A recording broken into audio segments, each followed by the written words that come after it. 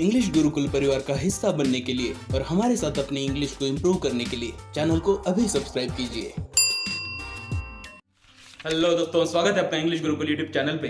दोस्तों, previous chapter के अंदर हमने द इंडिविजुअल एंड सोसाइटी इस बुक में से chapter 6 who were the Shudras इसको कंप्लीटली एनालाइज किया है, स्टडी किया है। अगर आपने अब तक उस वीडियो को नहीं देखा है तो मैं चाहूंगा कि आप पहले उस वीडियो को देख लीजिए, जिससे कि आप इसका कंटेक्स्ट अच्छे से समझ पाओ। इस वीडियो के अंदर हम इस चैप्टर के इंपॉर्टेंट क्वेश्चन एंड आंसर्स को डिस्कस करने वाले हैं। पहला क्वेश्चन है, why does the writer launch an attack on the so called sacred books.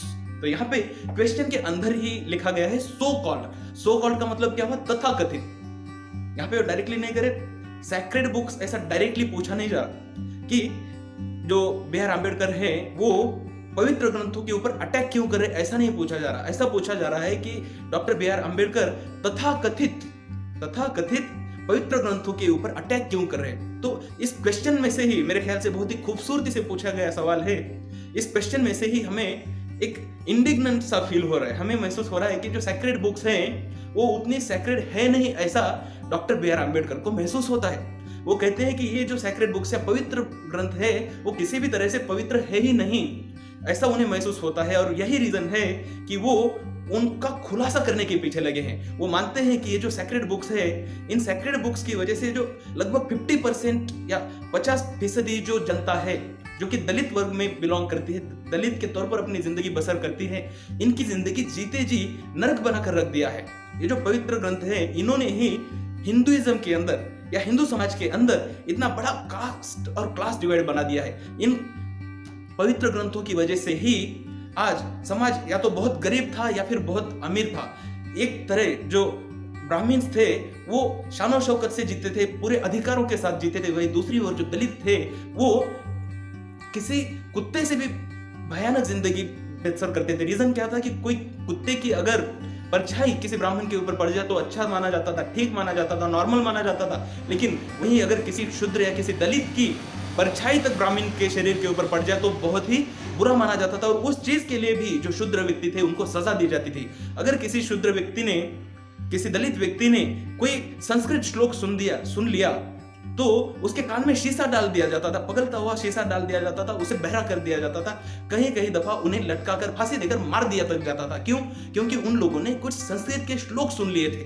दोस्तों, ये सारी चीजें क्यों थी? क्योंकि ये जो सो कॉल्ड या तथाकथित सैक्रेड बुक्स थे, इसके अंदर इतनी बड़ी खाई क्रिएट कर दी गई थी, इतनी बड़ी खाई बना दी गई थी अधिकारों की।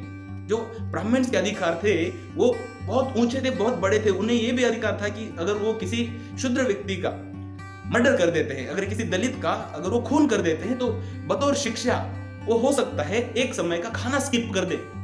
क्या बात हुई है? अरे अगर किसी चूहे को मार दोगे तो भी इंसान एक आध समय तक खाना नहीं खाएगा, उसे बुरा महसूस होगा कि हाँ मैंने चूहे को मार दिया। तो आप पवित्र ग्रंथ बोलते हैं और पवित्र ग्रंथ के अंदर आप किसी व्यक्ति को मारने की सजा आप क्या कहते हो कि अगर ब्राह्मण चाहे तो एक समय का खाना स्किप कर दे, एक समय का उपवास कर दे।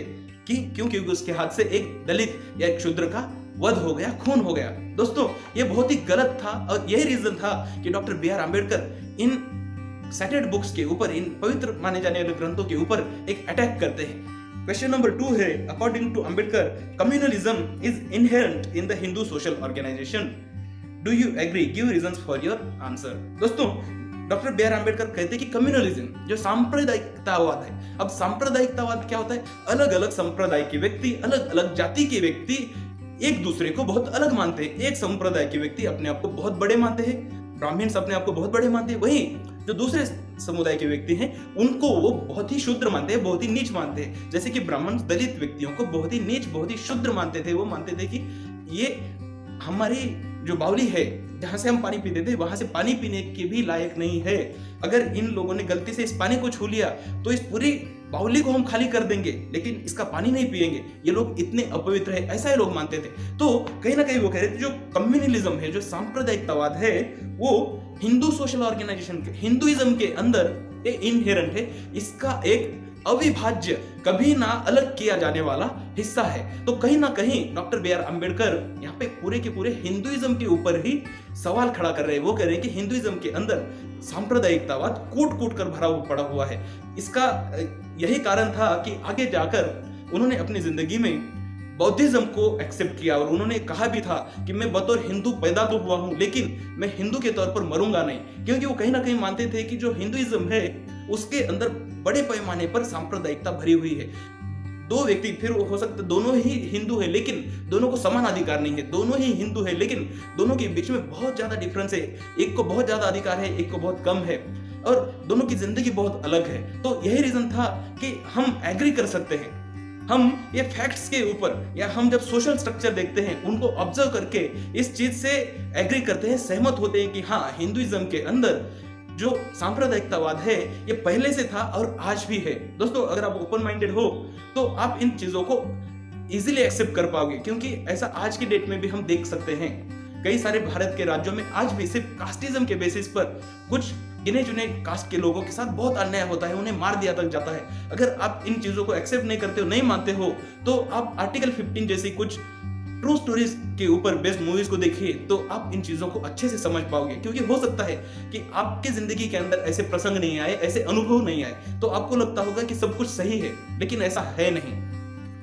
चैप्टर 3 है discuss how a non Brahmin scholar is better qualified to undertake historical research. Doctor B R Ambedkar अपने इस चैप्टर के अंदर कहते हैं कि जो नॉन ब्राह्मण स्कॉलर है, वो व्यक्ति जो ब्राह्मण नहीं है, वो कोई हिस्टोरिकल रिसर्च बहुत अच्छे से कर सकता है। क्यों? क्योंकि जब भी कोई ब्राह्मण व्यक्ति रिसर्च करता है तो कहीं ना कहीं उसके दिमाग में ये है कि अगर वो ब्राह्मण के लिखे हुए पवित्र ग्रंथों का ही विरोध करेगा तो अपने खुद के अधिकारों का भी विरोध कर रहा है। वो कह रहे हैं कि उसको जो अधिकार दिए हुए वो गलत है। तो यही रीजन है कि जो ब्राह्मण व्यक्ति है, जो ब्राह्मण स्कॉलर है, वो अच्छे से हिस्टोरिकल रिसर्च कर नहीं सकता। और इसीलिए वो कहते हैं कि जो नॉन ब्राह्मण्स है, जिन्होंने एक कास्टिज्म और कई सारे चतुर्वर्णीय सिस्टम के अलग अलग पहलू है, उनको अच्छे से अनुभव किया है, ये व्यक्ति अपने अनुभव के तौर पर भी अच्छे से हिस्टोरिकल एविडेंस को जमा कर सकते हैं और अच्छे से हिस्टोरिकल प्रूफ्स को सामने रख भी सकते हैं। तो यही रीजन है कि वो कहते हैं नॉन ब्राह्मण्स बेटर क्वालिफाइड है हिस्टोरिकल रिसर्च के लिए।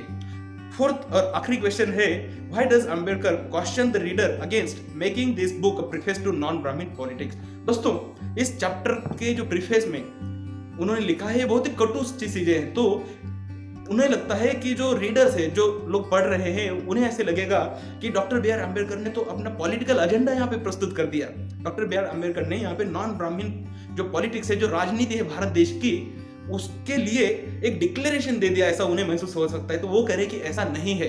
वो कह रहे कि यहाँ पे वो जो भी चीजें प्रस्तुत कर रहे हैं वो बतौर हिस्टोरियन प्रेजेंट कर रहे हैं, बतौर स्कॉलर, एक पढ़े लिखे व्यक्ति के तौर पर वो ये सारी चीजों को प्रस्तुत कर रहे हैं, ना कि एक राजनीतिक व्यक्ति के तौर पर। दोस्तों उम्मीद करता हूं आपको ये क्वेश्चन आंसर अच्छे से समझ गए। अगर इसके अलावा आपके और भी कुछ क्वेश्चंस हैं तो जरूर आप कमेंट कर पूछ सकते हैं। मैं कोशिश करूंगा कि मैं आपके सवालों का अच्छे से जवाब दे पाऊं। Thank you very much.